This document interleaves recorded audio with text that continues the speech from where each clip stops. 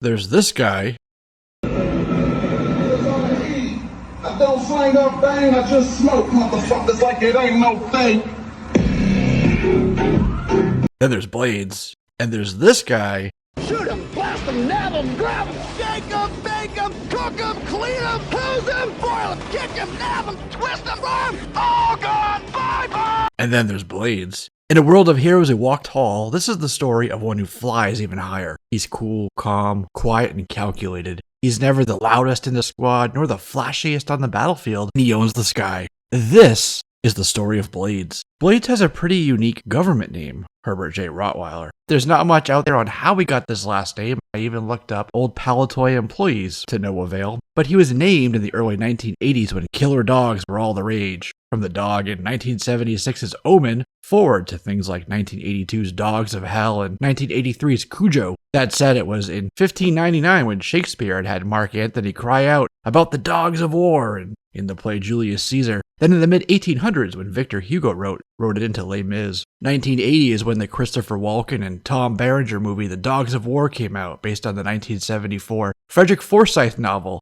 and whose name is, of course, a reference to Shakespeare. So if you think of the timing and naming him with the last name Rottweiler, kind of makes sense, as they're tapping into the pop culture zeitgeist of the time, which is the MO of a lot of G.I. Joe creatives. And as far as his first name, Herbert, not sure about that either, but it could be to honor Captain Herbert Westmacott, who was a SAS soldier on patrol in Belfast, Ireland in 1980 when they exchanged gunfire with a provisional IRA gang called the M60 Gang. During the assault, Herbert was shot and immediately KIA. He was the first to posthumously receive a military cross for his gallantry and the highest-ranking SAS officer to be killed during Operation Banner. I can't conclusively say that this was the inspiration for naming Blades Herbert. However, this would have been in the news and fresh in people's minds in the United Kingdom when Blades was being conceptualized and the Tripwire body was getting a redesign. More on that in a moment. Herbert was born in Riverside, Iowa. From a young age, he was shy and introverted. His parents, especially his mother, were helicopter parents, shades of the future, meaning they were overly protective and always watching. He came to be known as a mama's boy because of it. Instead of going out to play, one of his favorite pastimes was watching science fiction shows and dreaming about flying among the clouds and the stars. Easter egg time. He loved sci-fi. Well, it just so happens that Riverside, Iowa is the birthplace of none other than Captain James Tiberius Kirk from Gene Roddenberry's Star Trek, the original series. On his 2009 file card, it says that he was determined to overcome this awkwardness and he wanted to travel, to see the world. So he joined the United States Army. First, he went to the Intelligence Center of Excellence at Fort Huachuca in Arizona to become an intel analyst, 95 Bravo, which is now a 35 Foxtrot. He learned a lot of multi-domain operations support at the tactical level, meaning he was both tactically and technically proficient with all source intelligence. Open source, single source, any source. This includes IPB or IPOA, meaning Intel Prep of the operation environment, and even how to use Palantir, yes, the same company from the news, and their CD1 or Capability Drop 1, which allowed for geospatial threat, weather analysis, and effective BDA or battle damage assessments. CD2 is now out, which has modernized even more the warfighter's capabilities and ability to support joint all-domain operations. He'd know the JTT or Joint Tactical Terminal and the NG or Next Gen version too, that Leonardo DRS put out, and that was in 2023. And between CD1, like the DCGSA or Distributed Common Ground System Army Increment 1, Capability Drop 1, CD2, and Titan or Tactical Intel Targeting Access Nodes programs, all part of IS&A or PEO's ISW and S, which means Intelligence, Electronic Warfare, and Sensors and Intelligence Systems and Analytics. In other words, he's well-trained, but also well-equipped technologically to support the team. He'd have access to battlespace awareness data in near real time at any time, well, as long as he had signal, but his SATCOMs would certainly help with that. In this role, in this specialty, he gathers, produces, aggregates, and disseminates all-source intel to support mission command, and he is damn good at it too. He provides intel reports, plans, and briefings, and is instrumental in creating a TIP, or Target Intel Package. It's crucial when assessing AO, or the area of operations, AOR, or the area of responsibility, AI, the area of influence, and AOI, area of interest. He is, in essence, a major part of the ISR structure. When he's not doing that, he's probably in the rec room or DFAC or maybe a little PT. So changing gears from there, after that, they sent him to Fort Rucker in Alabama to train at the Aviation Center of Excellence for flight school and enter a 153 Alpha MOS. And he passed through there, became a warrant officer with some wings. He got his time in with the Bell TH-67 Creek, then earned some hours behind the stick of a variety of airframes. And I say a variety of airframes for a particular reason. The Blackhawks, Chinooks, Kiowas, Killer Eggs, Apaches. He became a skilled and renowned airstrike pilot, and since his file card doesn't specify and the Little Bird is closest to what he ends up with, let's go with that. Though the file card does say he was skilled at flying almost every type of helicopter. And because of that, coupled with his intel skills, he was offered a spot with the Special Action Forces Air Division, a United Kingdom branch of the G.I. Joe, a Real American Hero team. Then, quote, kids call him Mother's Boy at school, but Action Force training turned him into one mean individual. Now a world-renowned airstrike pilot with a reputation for keeping a cool head in a crisis, so saith his Action Force file. He had additional training in small arms weaponry, and per his data file can tell a rifle's caliber from 30 paces. Also, after every tour of duty, he goes home to see his mama since,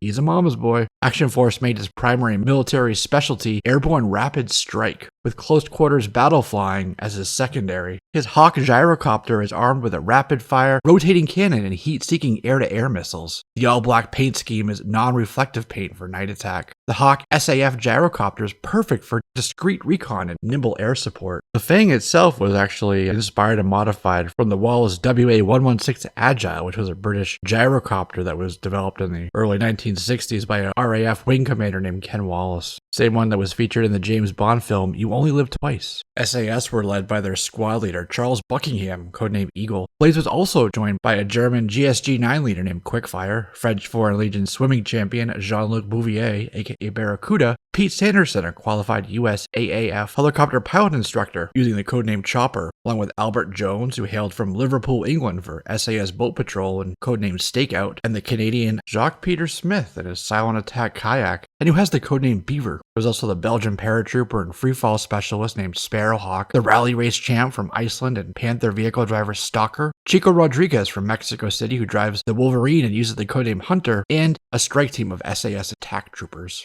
Close, tight-knit, highly lethal, global group of warfighters come together to defeat evil. Blades was featured in Battle Action Force story in 1985 called Hawk's Challenge. It opens in dramatic fashion with the narration saying he came streaking low and fast across the burning emptiness of the central Australian desert. A Hawk turbo-powered strike recon helicopter of SAS Force with its grim-faced pilot Blades at the stick. He touched down when he saw an aborigine in trouble. He had asked for help saving the others just before he died. A couple days prior to this fateful encounter, Blades had been briefed by his commander at a top-secret address in Sydney. Apparently, at least 75 people had gone missing in the Northern Territory in the past month, which didn't make sense, so Blades was dispatched to the outback to investigate. He was looking for evidence that the Red Shadows might be involved. Back in the present, the deceased Stockman had mentioned the sacred place, though Blades had no clue what the hell that meant yet. Blades took his helo up to surveil the land and found a cattle ranch that looked to be deserted until a surface-to-air missile was launched at him. He was able to roll the Hawk into an evasive maneuver and barely avoid missile impact. Blades swung around and pumped some lead into the Red Shadows troopers who'd attacked him. A book with clues led him to Ayers Rock. This, he figured out, was where Baron Ironblood and the Red Shadows were keeping their 75 hostages. As he approached, under the cover of darkness, napping the earth with the hush mode on its main rotors activated, Blades reconned the famous rock, looking for enemy activity. He actually flew the Hawk right into the mouth of a cave, which is where he made contact with a pair of Red Shadows guards. Despite the lack of activity topside, he seemed to be in the right place. Blades fought them both and threw them over the cliff. Red Shadows, or like Red Splatos. As he pushed up deeper into the cave, he came to a cavern and observed more Red Shadows beating their prisoners as they were forced to dig and mine this cavern. Blades went back, wanting to fly the Hawk around to look for another entrance, but as he approached his helo, he saw Red Shadows guards pushing his copter over the cliff edge. Here's where he got nuts. Blades went kinetic, springing forward with violence of action and shot at and through the Red Shadows, then leapt right over the cliff edge after his Hawk. The Hawk had vertical dive capability and instant ignition, so Blades was able to maneuver himself into the pilot seat even as they tumbled rapidly toward the ground. and he fired her up. Full power with turbo boost, then yanked the stick all the way back to pull the nose up, and he barely made it, his skids almost sliding across the deck as he got her stable and horizontal. Up on the cliff, the Red Shadows were now shooting at him with a laser exterminator cannon, but with a little elevation, rotation, and quick flying, he got his rockets, fired off both port and starboard pods, and took out the cannon. Flying around some more, Blades discovered that the entire south side of the mountain had hidden gun emplacements behind steel shutters. All that cannon fire forced him into a dangerous loop and corkscrew barrel roll maneuver until he could get out of range and then touch down to regroup. As he planned his next move, a Red Shadow's jeep came out of the rock with a prisoner he'd seen being whipped earlier. He saved a guy who went by Big Red. They beat a Red Shadow guard, then he hopped on the Hawk and Blades flew them right out of there. Big Red revealed that 3 months ago a Red Shadow's kidnap team swept through the outback and took those 75 prisoners hostage, whom they'd forced to dig out the cavern Blades saw inside the rock. They were enlarging the space so Baron Ironblood could have the largest ammo and weapon storage the world had ever seen, although a couple B-2s loaded with GBUs might say otherwise. Meanwhile, thousands of Red Shadows in 2 massive armored columns were heading south through the desert, even then as they spoke. Ayers Rock is where they'd stopped to rearm, refuel, and rest before a major attack on Sydney happened. Blades tried to radio SAS in Sydney, but unknown to him, they'd been bombed, so he was on his own. Blades attacked Ayers Rock, strafing the guard emplacements with his nose gun. This inspired the prisoners to take up arms, pickaxes and shovels, and whatever they could grab to attack their captors. Now they had to deal with the armored columns that would be showing up soon. Blades said that they would be dealt with the Hawk's super bomb. Meanwhile, he kept strafing the cavern, mowing down more and more Red Shadows with each pass. As the legion of Red Shadows were forced through a bottleneck, Blades dropped the Hawk's warhead on their foreheads, immolating them in a blast of fire and fury. The Aussie 75 attacked while Blades went to attack Baron Ironblood himself. Blades had found some heat-seeking missiles before this battle and rearmed his Hawk, so he fired those at the Red Shadow laser exterminator, then swung around for another strafing run. He flew directly at Baron Ironblood, his nose cannon blasting away while the Baron stood against him, his machine gun on full auto and bullets slamming and impacting Blades' Hawk all up and down the airframe. The Baron hit the Hawk's turbo unit and Blades had to set her down. The people he rescued came to rescue him just as a Z-Force heavy brigade showed up to reinforce and press their advantage. Red Shadows retreated, and not many G.I. Joes or Action Force could say they went head-to-head, mano-a-mano, toe-to-toe with Baron Ironblood, the very man who would, insert lore, become Cobra Commander. Captain Skip Campbell met up with Blades just as he regained consciousness. Between the Sydney bombing and the cloud from the super bomb, it was enough for Skip to send out a QRF to support him. He knew something had gone sideways out in the desert, and it wasn't Blades' helo. That went straight down. Blades was okay now, but a Red Shadow Command squad managed to get Baron Ironblood out before he could be taken into custody. This was all happening at the same time as the World Enemy #1 story arc, which found Baron Ironblood making the change into Cobra Commander. This meant that Cobra and the G.I. Joe team stepped into the limelight, and Blades and the Action Force boys went back into the shadows. This also meant that Cobra started using the Fang gyrocopter. Perhaps they built theirs from the wreckage of Blades' destroyed Hawk, at least in story. That's pretty much it, except for some indie fan comics, though he did make a cameo in Josh Blaylock and Devil's Due Publishing's G.I. Joe America's Elite comic series with issue 30. Back to his file card, though. It says that Blades has been working aerial recon for the Royal Military Police and tracking large shipments of gold and uranium. When he found out that the Baroness was involved in that, he packed up his Hawk in a crate and shipped it to Patagonia in Argentina. He knew he'd be walking into a hive of scum and villainy, a nest of Cobra and Vipers, so he called in support from Commandos Heroicos. So it was them against the Baroness and her Crimson Strike team. The first Blades figure was boxed with the SAS Hawk helo, as we mentioned, a repaint of Cobra Fang.